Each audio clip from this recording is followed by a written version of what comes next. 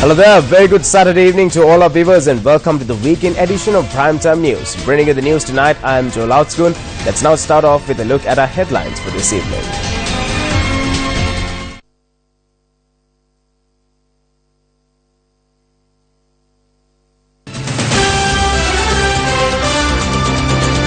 National reconciliation will be strengthened to avoid a recurrence of a war in the country.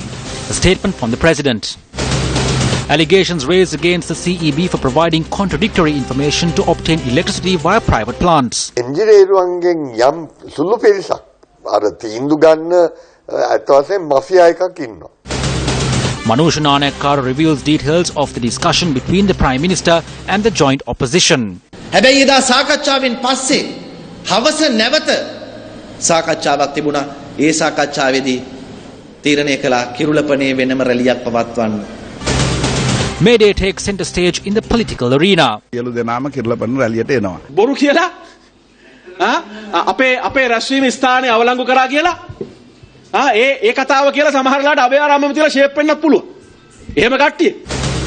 The Rights to Information Act in India is a unique and powerful instrument created by law to empower people. A statement from the Indian High Commissioner to Sri Lanka.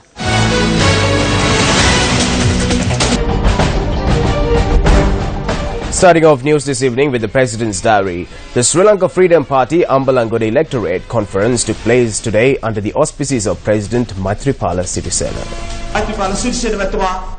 Local government representatives from the Galle district were among those present for this conference.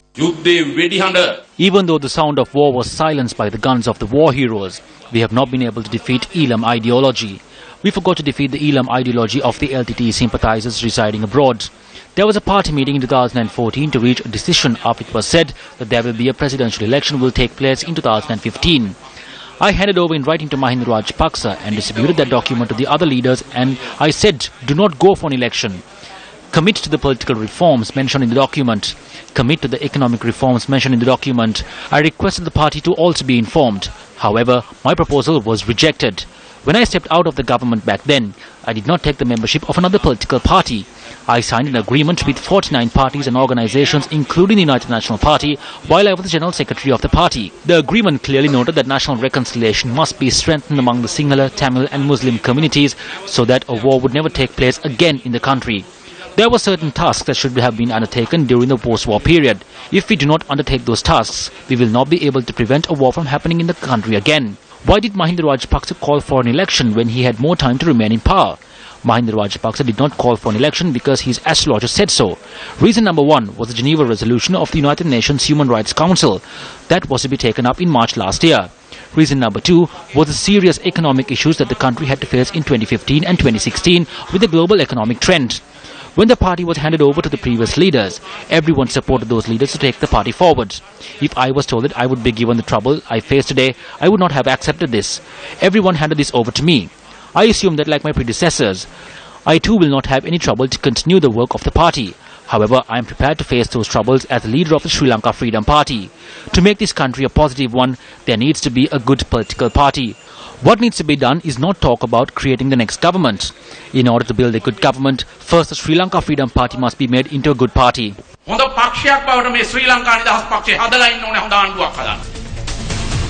Prime Minister Ranil Wickremesinghe has commended the European Commission's decision to lift the ban on Sri Lankan fish exports.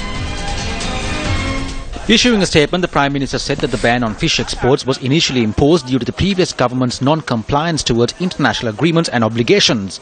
However, the statement adds that the new administration's commitment and accountability towards international and regional standards, agreements and obligations led to the European Commission lifting the ban on Sri Lankan fish exports. The Prime Minister pointed out while an internationally competitive economic atmosphere could be created within Sri Lanka, hundreds of thousands of jobs could be created through this. Ron Wijewardena, the State Minister of Defence, visited Kandy today. The State Minister visited the temple of the sacred Tooth Relic and obtained blessings.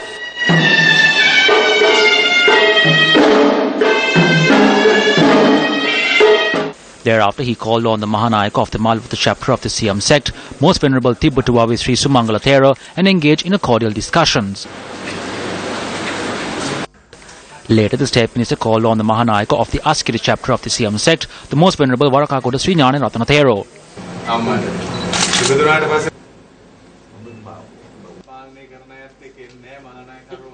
Last evening, the State Minister called on the Mahanayaka of the Ramani Maha sect, the most venerable Napane Pemaseti Thero. Following his visit to Kandy, the State Minister expressed these views to the media.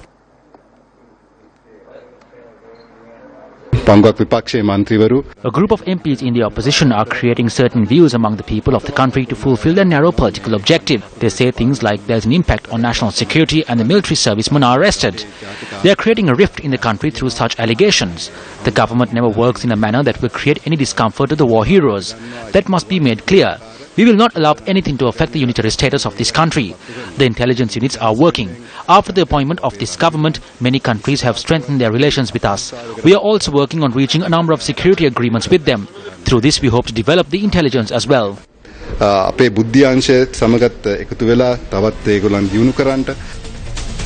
Now, the Public Utilities Commission says that there is a mismatch of information provided by the Ceylon Electricity Board to the Cabinet and to the PUCSL with regard to the purchase of emergency power. Hence, the Commission had decided not to grant permission for the procurement emergency electricity of 55 megawatts. On the 28th of March, the Ceylon Electricity Board informed the Cabinet Committee on Economic Management that it needs to procure emergency electricity of 135 megawatts. The request read the Ambedkar, Beliatta, Mathara, New Gaul and Hambantota would require capacity of 95 megawatts, while Ukuwela, Kurunegala, Pallekele, Naula and Habarana would require 40 megawatts. Although Cabinet had granted approval for this requirement, it is paramount to forward the request to the Public Utilities Commission of Sri Lanka for approval. On the 1st of April this year, the Ceylon Electricity Board had requested approval from the Public Utilities Commission to purchase electricity from a private generating plant. However, rejecting the request, the PUCSL noted that there was no emergency to make such a purchase. The Commission said the generation plan presented to it did not indicate of any such requirement. The letter by the Commission also reads that certain information provided by the Ceylon Electricity Board was not accurate. However, an inquiry from the chairman of the CEB this evening revealed that the Ceylon Electricity Board had procured 100 megawatts to the national grid from a private generation plant in Ambedkar. The power plant in Ambedkar is in operation. How much megawatts does it generate? Around 100 megawatts. The Ceylon Electricity Board has made the purchase, casting aside the recommendations made by the Public Utilities Commission. In a letter dated the 19th of April, the CEB requests permission from the PUCSL for procuring emergency electricity of 55 megawatts. The requirement had been identified as 20 megawatts to Hambantota, 15 megawatts to Gaul and 20 megawatts to Habarana. Citing that there was a mismatch of information provided for Cabinet approval and to the Commission, the Public Utilities Commission addressed a letter to the CEB citing that the request has been turned down. The Commission noted that as 100 megawatts has already been connected from the Ambedkar plant under the emergency requirement of 135 megawatts, if another 55 megawatts of emergency electricity is connected to the grid, the total would reach 155 megawatts. The Commission points out the addition of 20 megawatts through this. The Public Utilities Commission is of the view that as there is an adequate supply for demand, there is no necessity to procure electricity from private generating plants. If there is an emergency situation, it's not clear why this emergency situation occurred, because last year also they submitted a long-term generation plan. There they have not identified that there will be a gap during this month of this particular year. So at the beginning of the year they didn't know, and later on in the March only they have recognized. So if there was an attempt for a technical fraud, we need to be explored. That is linked with the island-wide blackouts that happened recently. So the island-wide blackout happened, indicated they generated enthusiasm among the public to have continuous power supply. So that opinion they consider this may be considered this as an opportunity for the emergency power. The small number of engineers have taken a decision. There is a mafia in operation. They are the ones who make the proposals without accepting the failure in maintenance, and that the solution is to procure from private plants. A contract has been signed to purchase a unit of electricity for 31 rupees. That burden will fall upon the consumers and the businessmen.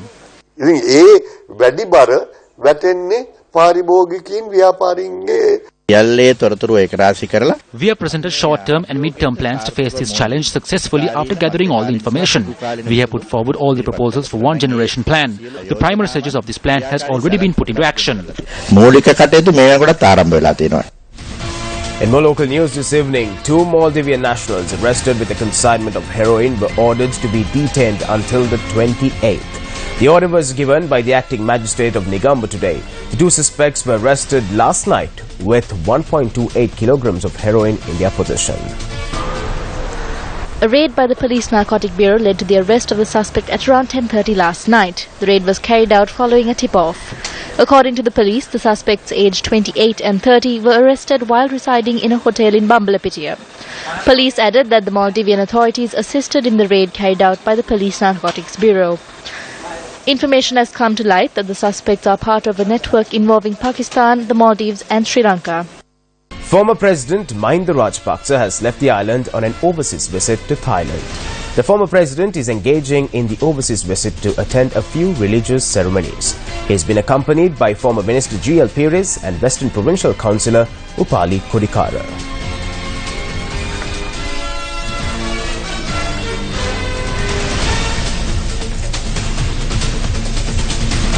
Speaking in Kurunagala today, Minister P. Harrison expressed the following views. The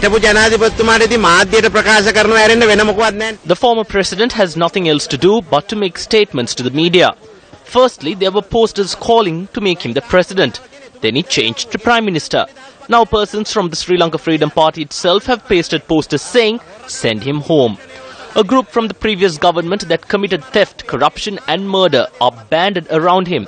What do they require? They want to conceal their misdeeds. They want to bring back Mahinda Rajapaksa through this May Day rally. I do not think that Mahinda Rajapaksa will rise again.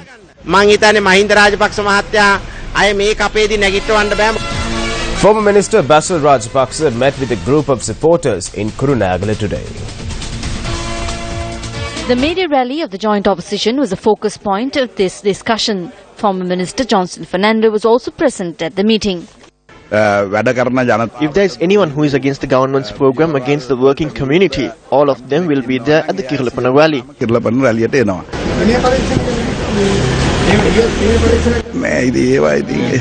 It is in the hands of the people. Those who want to will be there.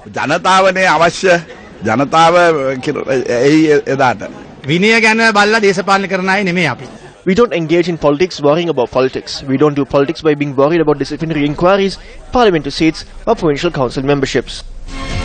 Addressing a public meeting in Bandaragama today, Deputy Minister Ajit P. Pereira expressed the following views. Persons who are in favor of thievery, protecting thievery, commending thievery against democracy and claiming to be of the Sri Lanka Freedom Party are gathering in Colombo to stage a rally. But they are booking the grounds of the rally by portraying lies. The Shalika grounds, which has never been given for a major rally, is being taken by lying. If they can get this ground, they might as well have it at the kids' playground in Hyde Park, where they can squeeze in around 1,500 people. So in the event they get the feeling there won't be a crowd, they will be ready to eventually go and have the meeting in Abhyarama. And they will say there wasn't a crowd because they were not given the grounds and will get away with it. Deputy Minister Manusha Nanakara met with a group of supporters in Galle today.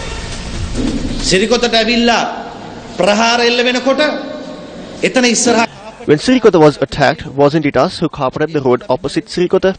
Why did we do that? It is to protect Ranil Wickremesinghe. The United National Party is using the same agenda. When there is a struggle within the Sri Lanka Freedom Party, it is good for the UNP. One day there was a discussion between the leader of the UNP, Malik Samaravikrama, Dinesh Gunawardena and Mahinda Rajapaksa. It was about 4 to 5 weeks ago, and some of you might remember this meeting. The day before this meeting, the joint opposition decided not to attend any other meetings. This time let's go for the SLF rally in Galle. If there is one, let's attend it. If there is no rally, then let's not go. But we will not hold a separate one. That was the decision that was taken. However, after this discussion, there was another discussion on the same day. At that meeting, it was decided to hold a separate rally in Kirlipana. Who gets the benefit of holding a rally in Kirlipana? On one side, it is the need of the UNP. කාටද කිරුළපනේ රැළිය පැවැත්වීමේ වාසිය යන්නේ? එක පැත්තකින් එක්සත් ජාතික පක්ෂයේ අවශ්‍යතාවයත් තව පැත්තකින් උරුමකාරයින්ගේ වෙලාව එනතුරු විපක්ෂයේ සිටීමේ අවශ්‍යතාවයක් අද එකට පෑහිලා තියෙනවා. Well, here are some of the views expressed on the May Day rallies which are to be held in Galle and Kiralapana. All heads, deputy chairman and members of local government bodies will stage this Labour's Day with the joint opposition under the leadership of former President Mahinda Rajapaksa.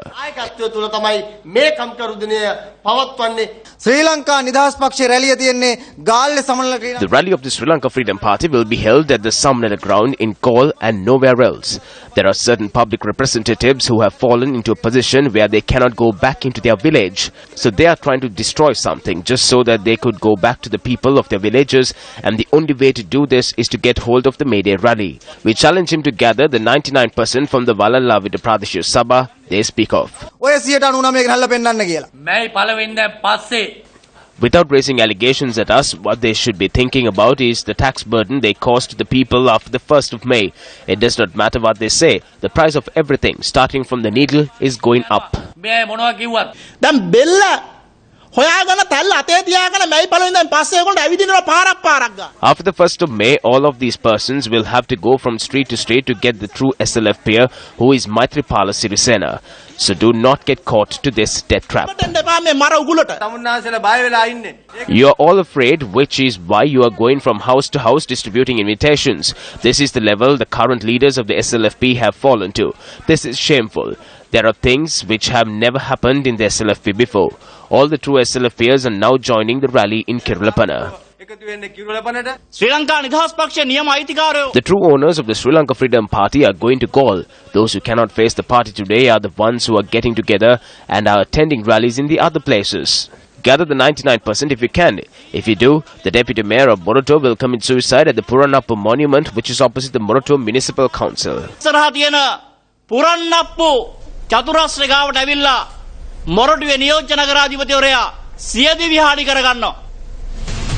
Sajid Premadas, the Minister of Housing and Construction, attended an event at the Mahanaga Hall in Hambantota.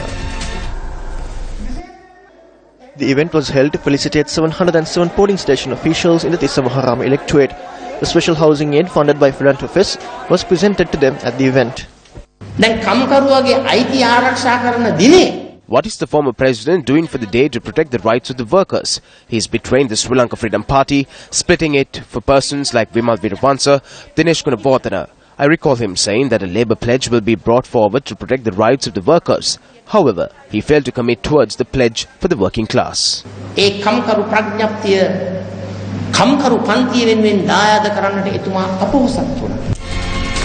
The suspect who was arrested while loitering close to the Battaramula office of former President Mahinda Rajapaksa was produced before the Kaduvela Magistrates Court today. Court ordered that the suspect be remanded until the 26th of this month. Court also ordered that the suspect be provided with special security within the prison compounds.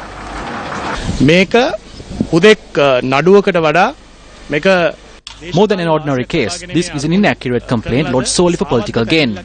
This is a case we presented on behalf of the defendant because former President and Parliamentarian Mahinda Rajapaksa presented facts before the media regarding his security. So just to show that his security is under threat, his security guards lodged a fake complaint. My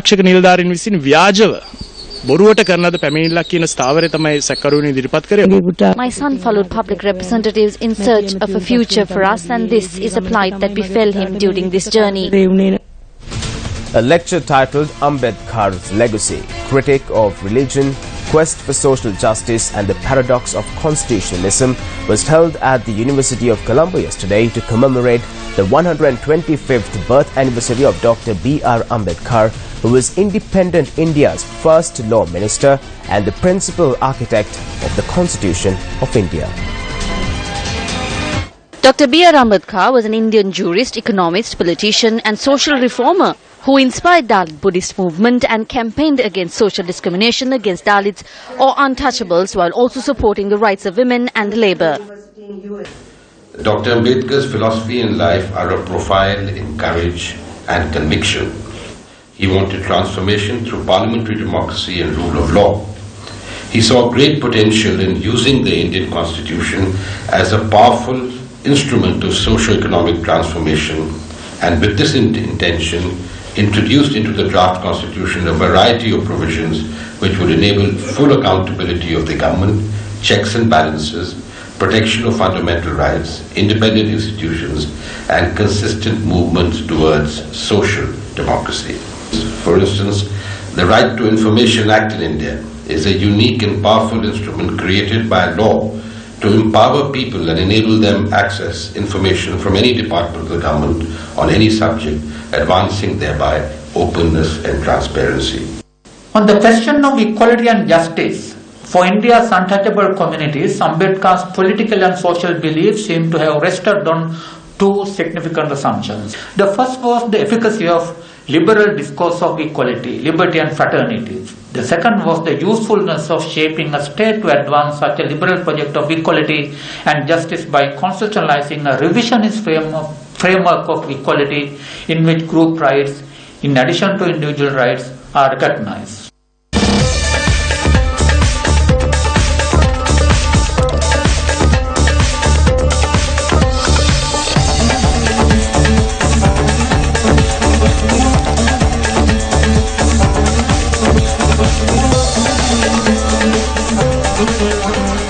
The remains of late cinematographer Dr D Behalsingh was brought to his residence in Colombo today. The remains of late Dr D Behalsingh is currently placed at his residence down Malalasekara Mawatha in Colombo 7. The remains will be kept at the residence until 9 am tomorrow for the public to pay their last respects.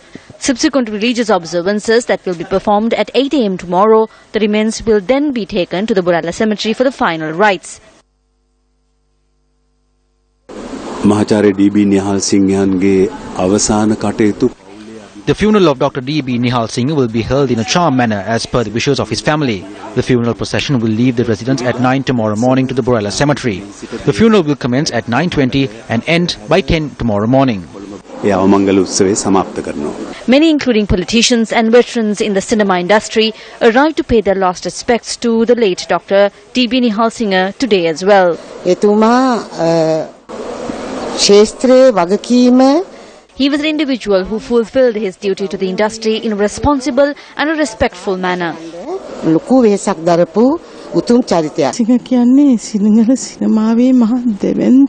Dr. Behalsingh was a great personality of the cinema industry. He was one of the best directors and camera directors that Sri Lanka ever produced.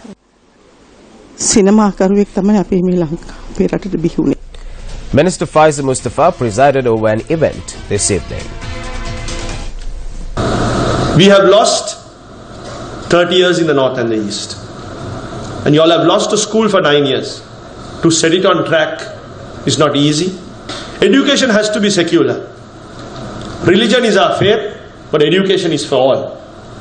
I saw the list of parliamentarians who have studied there, but parliamentarians are alone not a qualification. Some may say having parliamentarians there could be considered a disqualification. And I think we as politicians should unite and work towards uplifting education, because the community as a whole, our education, we are far behind. We have a lot to move forward. Unfortunate thing is we are divided. We are fighting with each other. There is nothing to fight, no reasons to fight to divide this country. So I think in future, all our schools should be an empty school, where Muslims, Sinhala, Tamils, all are studying together. In more local news, Minister of Foreign Affairs of Sweden, Margaret Wallström, will pay an official visit to Sri Lanka tomorrow at the invitation of Minister of Foreign Affairs, Mangala Samaraweera. According to the Ministry of Foreign Affairs, Swedish Minister Wallström will hold official bilateral discussions with Minister Samaraweera on Monday morning at the Ministry of Foreign Affairs. During the visit, Minister Wallström is expected to call on President Maithripala Sirisena and Prime Minister Ranil Wickremesinghe and also meet the Speaker. A 7-member trade delegation comprising leading Swedish companies will be accompanying the Swedish Foreign Minister to Sri Lanka. The Foreign Minister of Sweden is scheduled to visit Jaffna, where she will meet the Governor and Chief Minister of the Northern Province and the District Secretary of Jaffna. She will also meet with civil society, visit IDP welfare camps and visit the Maravanpula SDC housing project. The visit is expected to contribute towards renewing relations between the two countries and enhance opportunities for trade cooperation.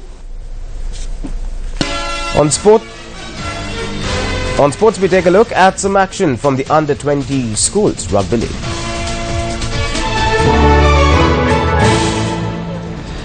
The under-20 schools rugby league encounter between Royal College Colombo and St. Joseph's College Colombo ended in a tie today.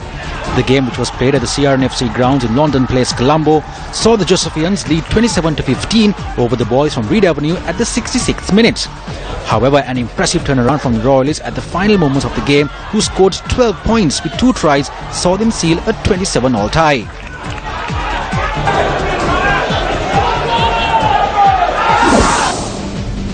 St. Thomas's College Mount Lavinia also made a strong comeback to defeat Trinity College Kandy. Played at the Palais Calais grounds in Kandy, the Trinitians were in front 15-3 at the 64th minute. But a last-minute gasp from the Thomians saw them score 20 points in the final 15 minutes to secure a nail-biting 23-20 victory.